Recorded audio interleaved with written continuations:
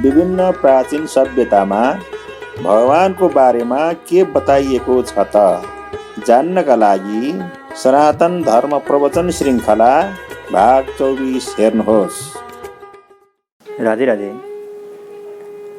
सनातन धर्म प्रवचन श्रृङ्खलाको क्रममा अहिलेसम्म हामीले यही बुझ्यौँ कि हामी सबै अनन्त आनन्द चाहन्छौँ। यस्तो आनन्द चाहन्छौँ जुन प्रतिक्षण बढ्दै जाओस् र सधैँ रहिरहोस्। यो जीव मात्रको लक्ष्य हो र त्यो अनन्त आनन्द कहाँ छ त? वेदले बतायो भगवान नै आनन्द हुनुहुन्छ। त्यसैले भगवानलाई पाएर नै हामी सुखी हुन सक्छौँ। संसारी विषय पदार्थबाट हामीलाई सीमित मात्राको प्रतिक्षण घट्दै जाने र नष्ट हुने आनन्द नै मिल्न सक्छ र त्यो अनन्त आनन्द भगवान नै भएकाले भगवानलाई पाएर नै हामी सुखी हुन सक्छौँ। अरू कुनै उपाय छैन। कसैले करोडौँ प्रयत्न गरोस्, भगवानलाई नपाइकन संसारमा कोही पनि सुखी हुन सक्दैन। र भगवानलाई कसरी प्राप्त गर्ने? वेदले नै बतायो भगवानलाई जानेर नै भगवानलाई प्राप्त गर्न सकिन्छ। किनकि भगवान हामी भित्र हुनुहुन्छ, बाहिर हुनुहुन्छ, सर्वत्र हुनुहुन्छ। कहीँ गएर केही गर्नु छैन, केवल जान्न साथ भगवान प्राप्त हुनुहुन्छ। त्यसैले भगवानलाई जान्नु छ। भगवानलाई जान्नकै निम्ति हामीले भगवानको परिभाषा बतायौँ, अनेक परिभाषा बतायौँ।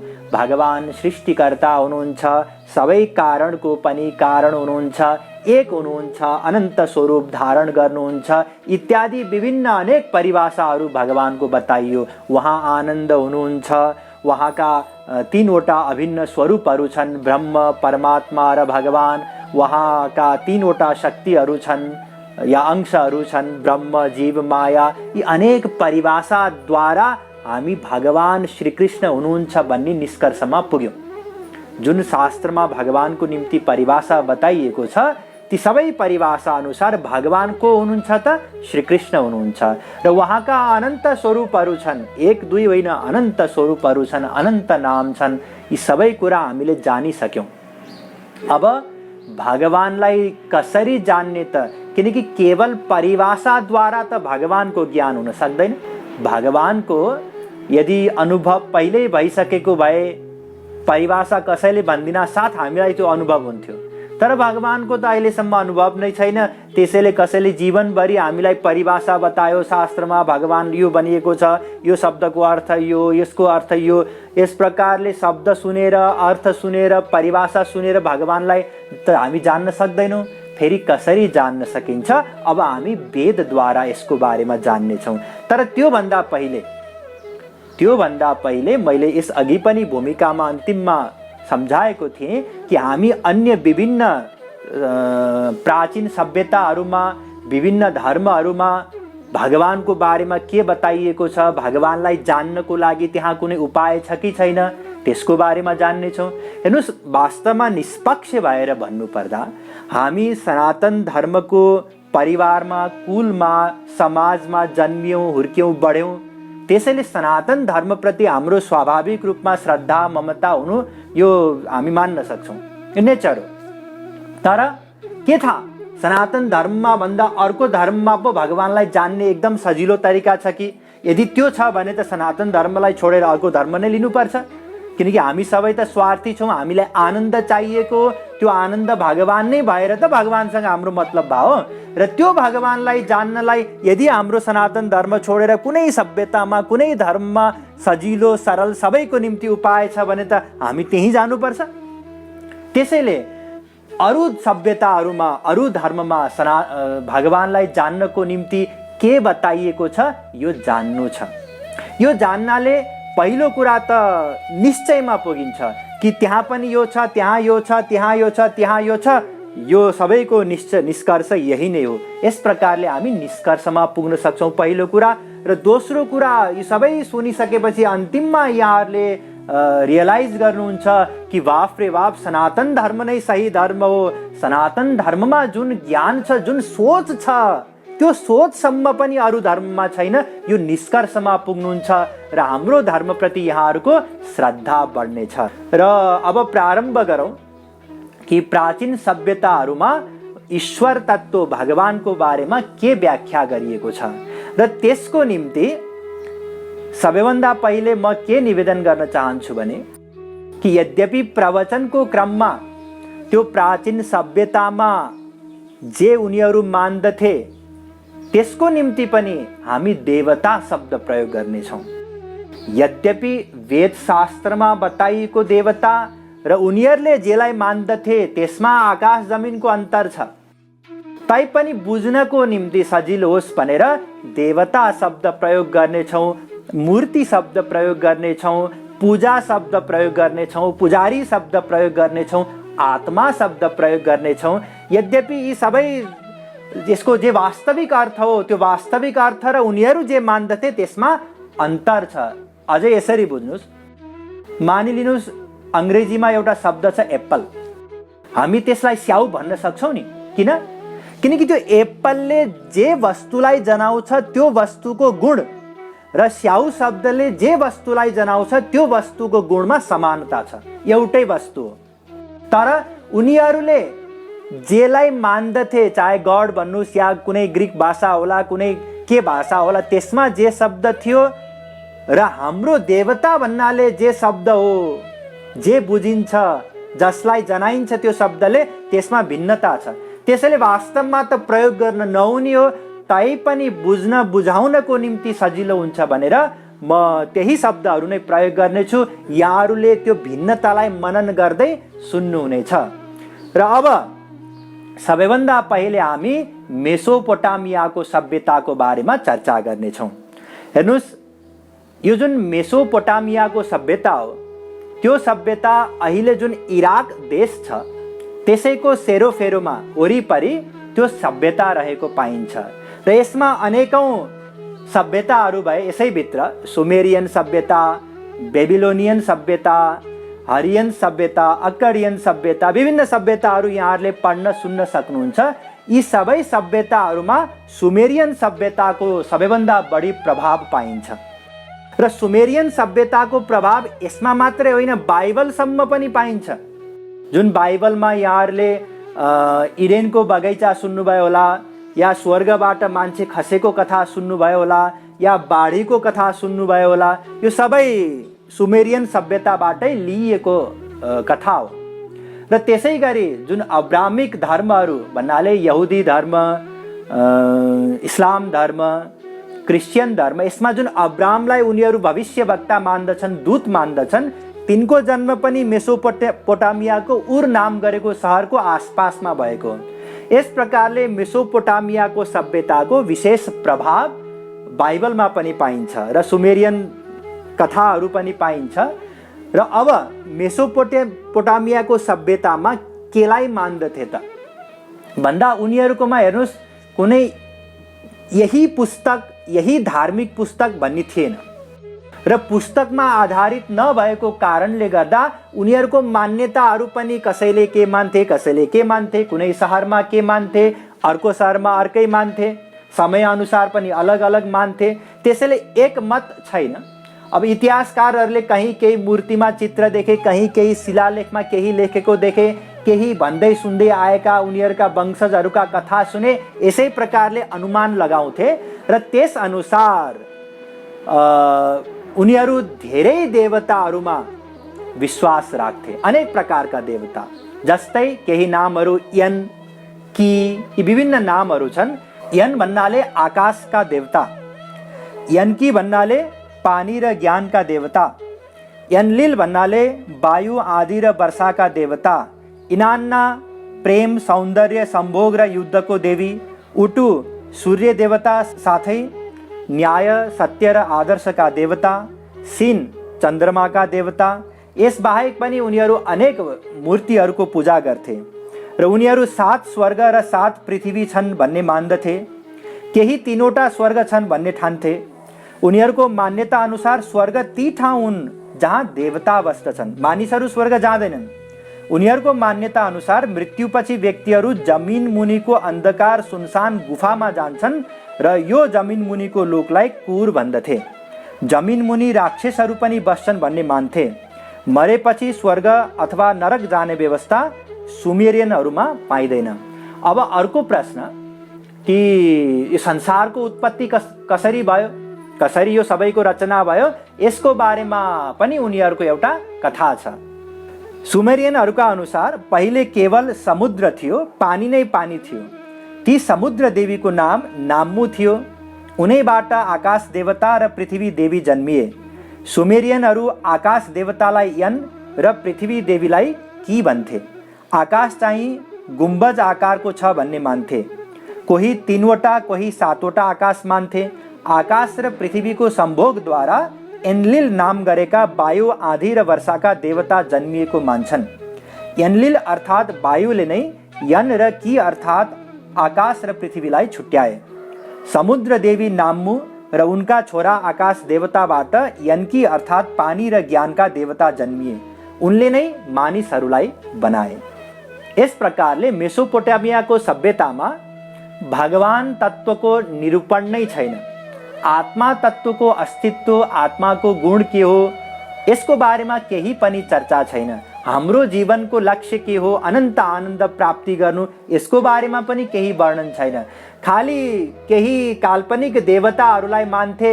उनीहरूका कुनै काल्पनिक मूर्तिहरू थिए, अनेक स्वरूपका, विचित्र विचित्रका, र ती देवताहरूलाई यदि मानेन, उनीहरूलाई निश्चित रीतिरिवाज जे हो पूजा नै मानु, त्यो गरेन भने उनीहरू रिसाउँथे। रिसाए भने अनिष्ट हुन्थ्यो, अनिकाल हुन्थ्यो। यस प्रकारले डरले गर्दा उनीहरूलाई मानिरहन्थे। त्यसैले मेसोपोटामियाको सभ्यतामा खासै कुनै फिलोसफी नै छैन। अब यसपछि हामी के को चर्चा गर्नेछौँ? माया सभ्यताको चर्चा गर्नेछौँ। माया सभ्यता वर्तमान मेक्सिको, जुन अमेरिकामा मेक्सिको देश छ, त्यसैको वरिपरि रहेको सभ्यतालाई माया सभ्यता भनिन्छ। र माया सभ्यतामा पनि मेसोपोटामियाको सभ्यता जस्तै विभिन्न मूर्तिहरू, विभिन्न देवताहरूको उनीहरूले पूजा गर्थे, मान्दथे। अब यो संसारको उत्पत्ति कसरी भयो त? माया सभ्यताको अनुसार त्यसको बारेमा जानौँ। माया सभ्यतामा विभिन्न व्यक्तिहरूका विभिन्न मान्यताहरू थिए। संसारको उत्पत्तिका बारेमा पनि प्राय यही मान्थे कि समय र संसारको रचना चक्रीय हुन्छ। चक्रीय भन्नाले सृष्टि प्रलय, सृष्टि प्रलय। र पृथ्वीको रचना हुराकान नाम गरेका वायु र आकाशका देवताले गरेको मान्दछन्। पहिले आकाश र पृथ्वी जोडिएकाले वनस्पति र अन्य प्राणीहरूलाई हुर्किन बढ्नको लागि ठाउँ नै थिएन। आकाश र पृथ्वी बीचमा स्थान बनाउनको लागि शिवा नाम गरेको एउटा वृक्ष रोपियो। यही शिवा वृक्ष बढेर सर्वत्र फैलियो। उनीहरू 13वटा माथिका लोक, एउटा बीचको लोक र 9वटा तलका लोक छन् भन्ने मान्दछन्। माथिका सबै लोकहरूमा त्यो रुखका हाँगाहरू र तलका सबै लोकहरूमा जराहरू पुगेको मान्दछन्। अब मानिसको रचना कसरी भयो त? यसको सम्बन्धी असाध्यै रोचक कथा छ। जसरी सानोमा एउटा कथा सुनेको थिएँ मैले कि ब्रह्माजीले मनुष्यलाई बनाउन खोज्नु भएछ। सबैभन्दा पहिले फलामको मनुष्य बनाउनु भएछ, फु गर्नुभएछ, मनुष्य भनेको बोलेनछ। बेकारको भनिसकेपछि सुनको बनाउनु भएछ, चाँदीको बनाउनु भएछ। अनि केही सिप नलागेपछि अन्तिममा हार खाएर कुखुराको सुली, माटो, पानी यसो मिलाएर मनुष्य जस्तो आकृति बनाएर मनुष्य भनेको हजुर भनेछ, मरिजा भनेर जानुभएछ। यस्तै कथा सुन्ने गरेथे। त्यस्तै कथा उनीहरूकोमा पनि छ। उनीहरूको भनाइ अनुसार सबैभन्दा पहिले देवताहरूले माटोबाट मानिसहरूलाई बनाए। यसरी माटोबाट बनेका मानिसहरू बोल्न सक्थे, तर बुद्धि थिएन, हिँड्न पनि सक्दैनथे। त्यसैले केही काम नलाग्ने देखेर पानीले बगाएर मारिदिए। त्यसपछि काठबाट मनुष्यहरूलाई बनाए, मानिसहरूलाई। काठबाट पुरुष र नर्कटबाट महिला। यसरी बनेका मानिसहरू अमर भए र अमर भएको कारणले गर्दा उनीहरूले देवताहरूलाई मानेनन् र देवताहरूलाई नमानिसकेपछि रिसाएर उम्लिरहेको पानीले तिनीहरूलाई पनि मारिदिए। त्यसपछि मकैको आटा र देवताहरूको रगत मिसाएर बनाए। यसरी बनाएको मनुष्य जुन छ बुद्धिमानी भए, असाध्यै बुद्धिमानी। र उनीहरूबाट भयभीत भएर यिनीहरू बुद्धिमानी भइसकेपछि यिनीहरूबाट हामीलाई खतरा छ भन्ने ठानेर उनीहरूको बुद्धिलाई पनि दूषित बनाइदिए र आँखाको तेजलाई पनि दूषित बनाइदे, त्यसैले मनुष्यहरू अल्प बुद्धिशाली र कम देख्ने बने। यस प्रकारको किम्वदन्तीमा उनीहरू विश्वास गर्दछन्। र माया सभ्यतामा पनि विभिन्न देवताहरूलाई उनीहरू मान्थे। कतिपय देवताहरूका नाम यस प्रकार छन्। हुराकान नाम गरेका देवता, जसलाई संसार बनाउने देवता पनि भन्दछन्, साथै स्वर्गका, आकाशका र पृथ्वीका मुटु पनि भन्दछन्। त्यसै गरी इद्जाम ना, जसको भूमिका पनि संसार बनाउनुसँग नै सम्बन्धित छ। त्यसै गरी किनिच अहौ, जसलाई जी देवता पनि भनिन्छ, यी सूर्यका देवता हुन्। त्यसै गरी एक्स ब्लाङ्क र हुनाप्पु नाम गरेका जुम्ल्या देवता तल्लो लोकका देवता हुन्। हुनाप्पु अथवा यी नाम गरेका देवताले मनुष्यलाई मकैको पिठोबाट बनाएका हुन्। काबिल अथवा के नाम गरेका देवता राजाका देवता, त्यहाँ जुन शासक हुन्थे ती शासकका देवता हुन्। किसिम अथवा ए नाम गरेका देवता मृत्युका देवता हुन्। इस्चेल अथवा ओ देवी इन्द्रेणीकी देवी हुन्। यस प्रकारले माया सभ्यतामा अनेक देवी देवता थिए। माया सभ्यताका व्यक्तिहरू अनेक प्रकारका धार्मिक रीतिहरूको पालना गर्थे। कयौं रीतिहरूमा देवतालाई रगत चढाउनको लागि पशु हत्या अनि कयौंमा मनुष्यहरूको पनि हत्या हुन्थ्यो। यस प्रकारले माया सभ्यतामा पनि भगवानसँग सम्बन्धित, आत्मासँग सम्बन्धित हाम्रो लक्ष्य के हो, कसरी प्राप्त गर्न सकिन्छ, हामी अनन्त सुख चाहन्छौँ, यही फिलोसफी पनि छैन। त्यसैले माया सभ्यताबाट हामी हाम्रो लक्ष्य प्राप्तिको निम्ति केही पनि नयाँ ज्ञान प्राप्त गर्न सक्दैनौँ। अर्थात् भगवानलाई कसरी जान्न सकिन्छ, यसको समाधान माया सभ्यतामा जे मान्यता थियो त्यसबाट पनि हामीलाई मिल्दैन। अब हामी प्राचीन मिश्र अर्थात् इजिप्टको सभ्यताको बारेमा चर्चा गर्नेछौँ। र यो त्यो सभ्यता हो जुन अहिलेको इजिप्टमा पहिले थियो। मिश्री सभ्यतामा संसारको निर्माण कसरी भएको हो, यसको बारेमा उनीहरूको के मान्यता छ त्यसको बारेमा सबैभन्दा पहिले चर्चा गरौँ। मिश्रीहरूका अनुसार संसारको निर्माण हेका नाम गरेका देवताले गरेका थिए। हेका देवता जादुका देवता हुन्।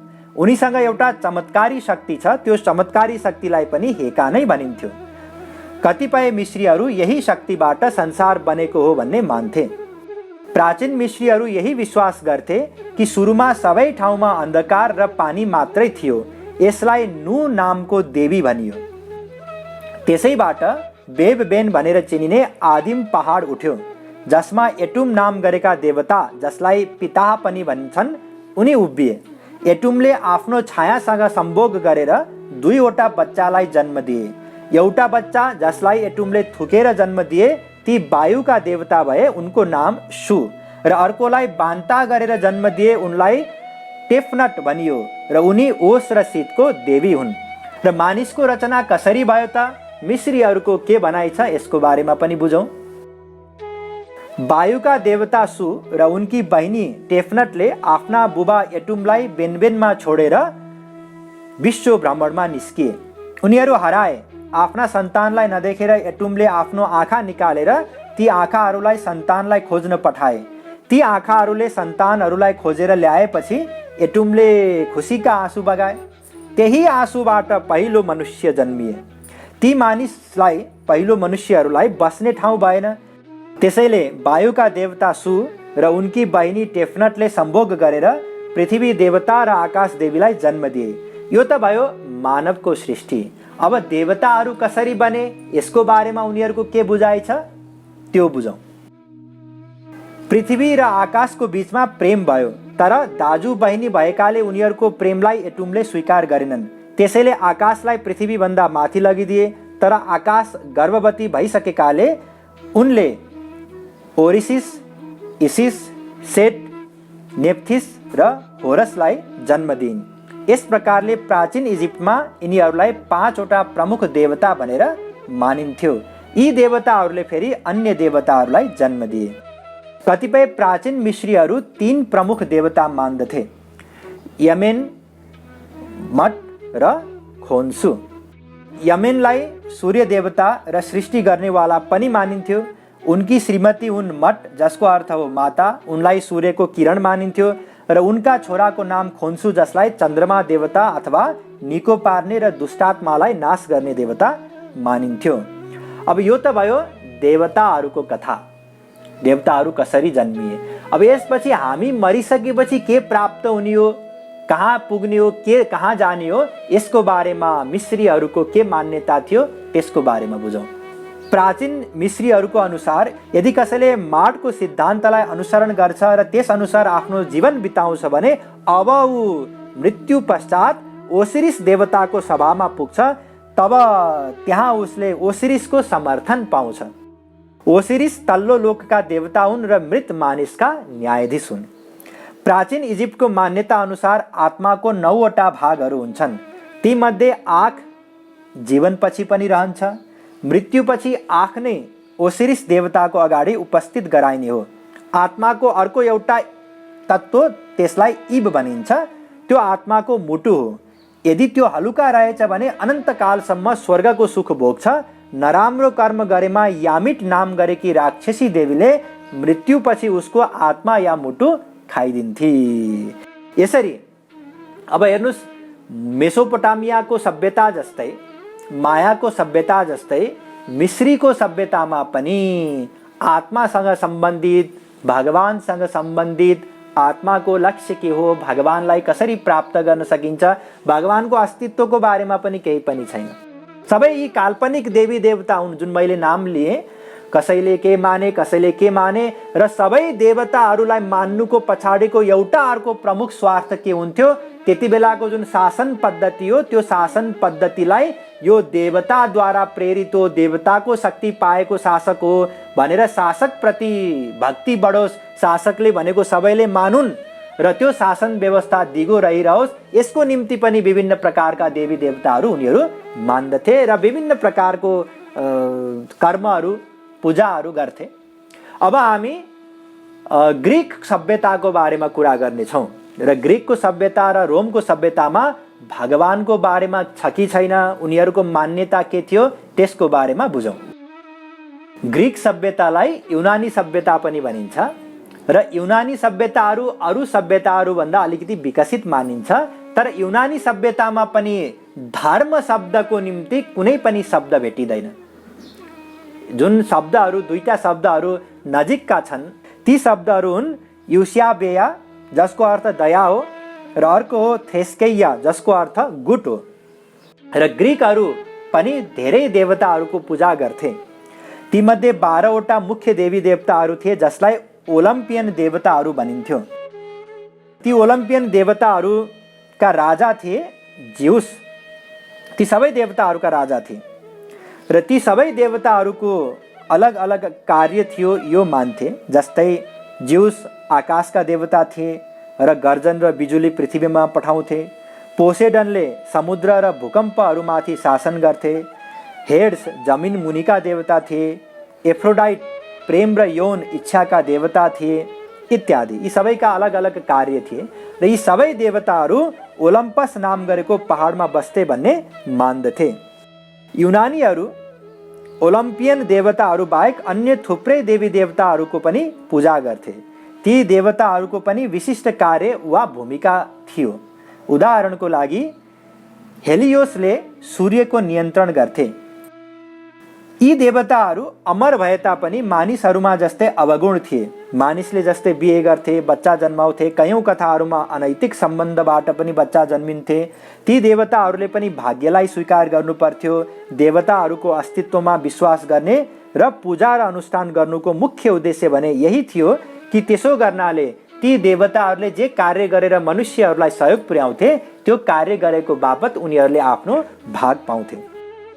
देवताहरूको अस्तित्वलाई यदि स्वीकार गरिएन भने त्यसको बापत अब विभिन्न प्रकारका प्रकोपहरू भोग्नुपर्छ भनेर उनीहरू डराइरहन्थे।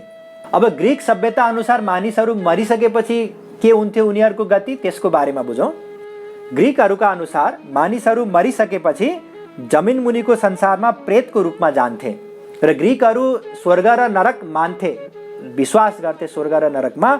उनीहरू स्वर्गलाई इलिसेम र नरकलाई टार्टारस भनेर मान्थे र टार्टारसमा दुष्ट मानिसहरू सधैँको लागि अनन्तकालसम्म पीडित भएर रहन्थे।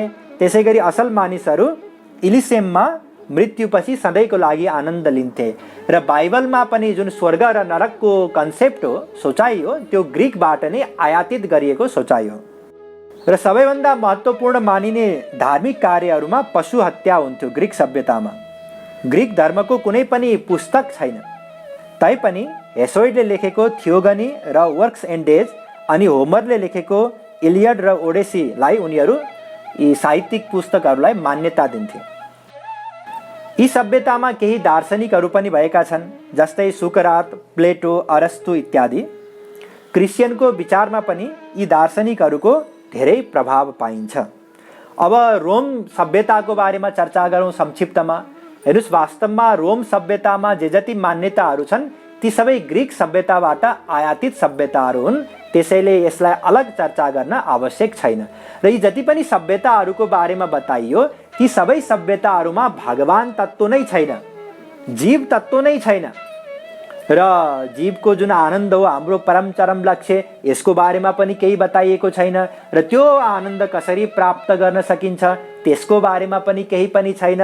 यी सबै सभ्यताहरूमा केही काल्पनिक देवताहरू छन्, उनीहरूका केही स्वरूपहरू छन्, मूर्तिहरू, र ती स्वरूपहरू राख्नको लागि मन्दिर जस्तै केही संरचनाहरू छन्। र त्यसमा बेला बखतमा गरिने केही कार्यहरू छन्, जसको एकमात्र उद्देश्य भनेको विभिन्न प्रकारका अनिकालहरूबाट, प्राकृतिक प्रकोपहरूबाट बच्नु, र अर्को राजाको या शासकको हिसाबले त्यसको उद्देश्य भनेको आफ्नो शासन परम्परा चलाइरहनु। र यसमा विभिन्न किम्वदन्तीहरू छन्, कथाहरू छन्, र यी सबै कथाहरू पनि अधिकांश हाम्रै भारतवर्षबाट, भारत भूमिबाट गएका कथाहरू हुन्। र भारत भन्नाले यहाँहरूले इन्डिया भन्ने नबुझ्नु होला, हिमालयको दक्षिण श्रीलङ्कासम्म सबैलाई भारत भूमि भनिन्छ। र हाम्रो सनातन धर्ममा, पुराणमा, वेदमा, शास्त्रमा अनेक प्रकारका कथाहरू छन्। स्वर्गका देवताको वर्णन छ, अग्निका देवताको वर्णन छ, वायुदेव, विभिन्न देवताहरूको वर्णन छ। र यो सबैलाई थाहा भएको कुरा हो कि प्राचीन समयमा भारतको व्यापार सबै विश्वसँग थियो, व्यापारिक सम्बन्ध। र त्यस क्रममा व्यक्तिहरू बसाइसराई गर्थे, र बसाइसराई गर्दै जाने क्रममा अहिलेको जस्तो सञ्चार त थिएन। त्यसैले जो बसाइसराई गरेर जान्थे उनीहरू सम्पर्कविहीन हुन्थे। उनीहरूले आफूले जानेको केही कुरा आफ्नो बच्चाहरूलाई बताउँथे या साथीभाइहरूलाई बताउँथे, उनीहरूले फेरि अर्को पिँढीलाई बताउँथे। यही क्रममा हाम्रै कथाहरू परिमार्जित हुँदै हुँदै हुँदै गएर त्यही आकाशका देवता, स्वर्गका देवता, विभिन्न जलका देवता, सूर्यका देवता, चन्द्रमाका देवता, यस्तै यस्तै कथाहरू हुन पुगे। र हाम्रै कथाहरू परिमार्जित हुँदै जाने क्रममा केहीले राम्रो भूमिका पाए, केहीले नराम्रो भूमिका पाए।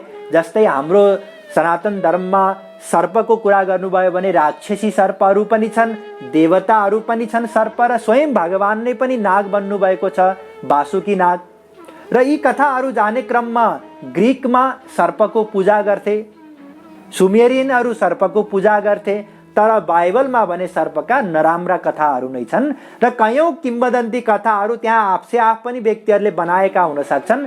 तर निचोड के हो भने यी सभ्यताहरूबाट हाम्रो जीवनको दर्शन के हो, हाम्रो लक्ष्य के हो, हाम्रो चाहना के हो, यो जगत कसरी बन्यो, यो जगतको प्रयोजन के हो, आनन्द भगवान हुनुहुन्छ, ईश्वर तत्त्वको निरूपण के हो, यसको बारेमा केही पनि व्याख्या छैन। त्यसैले दार्शनिक हिसाबले यी सबै सभ्यताका जुन मान्यताहरू छन् उनीहरू मूल्यहीन छन्, यिनीहरूको गणना नै हुँदैन दर्शनहरूमा।